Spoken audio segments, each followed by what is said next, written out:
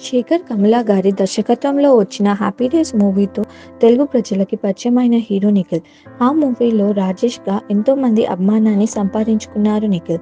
ఆ తరువాత సోలో హీరోగా పలు చిత్రాలు చేసినప్పటికీ ప్రేక్షకులని మెప్పించలేకపోయారు. 'స్వామినార' చిత్రం నిఖిల్‌కి బ్రేక్ ఇచ్చింది.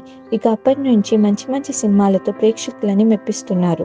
అయితే 2020లో నిఖిల్‌కి మ్యారేజ్ అయిన విషయం మనందరికీ తెలిసినదే. తన భార్య పేరు పల్లవి వర్మ. వీళ్ళ వెడ్డింగ్ ఫొటోస్ అప్పట్లో బాగా వైరల్ అయ్యాయి. ఇప్పుడు నిఖిల్ మరియు పల్లవి పేరెంట్స్‌గా ప్రమోట్ అయితున్న విషయం మనకి తెలిసిందే.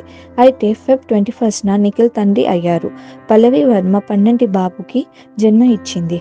బాబుని ముద్దాడుతూ ఒక బ్యూటిఫుల్ ఫోటోని షేర్ చేస్తూ ఈ గుడ్ న్యూస్‌ని అభిమానులతో షేర్ చేసుకున్నారు నిఖిల్. ఈ విషయం తెలుసుకున్న నెటిజన్స్ మరియు నిఖిల్ ఫ్యాన్స్ కంగ్రాచ్యులేషన్స్ చెప్తూ కామెంట్స్ పెడుతున్నారు. నిఖిల్ తన బాబుతో ఉన్న ఫోటో ఇప్పుడు సోషల్ మీడియాలో వైరల్ అవుతుంది. మరి నితిన్ దంపతులకి కంగ్రాచ్యులేషన్స్ తెలియచేద్దామా?